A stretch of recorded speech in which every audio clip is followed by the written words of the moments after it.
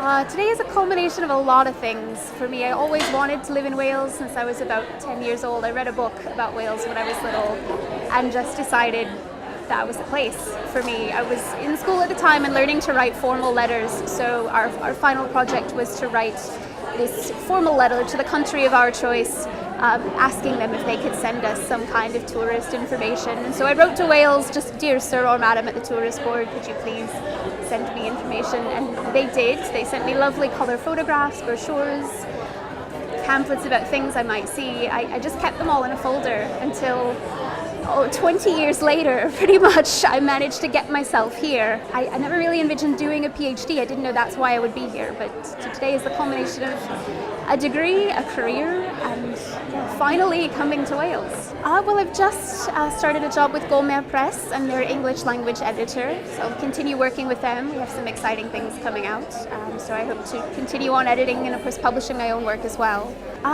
Aside from the sea, because I'm from a landlocked place, I always wanted to live by the sea. I think the people, really, that was one of the things I noticed first when I got here, that you almost never meet a stranger. Everyone is very welcoming, everyone is warm, in whatever language you want to greet them in, because I've been learning Welsh as well. Everyone is supportive. That was great to find.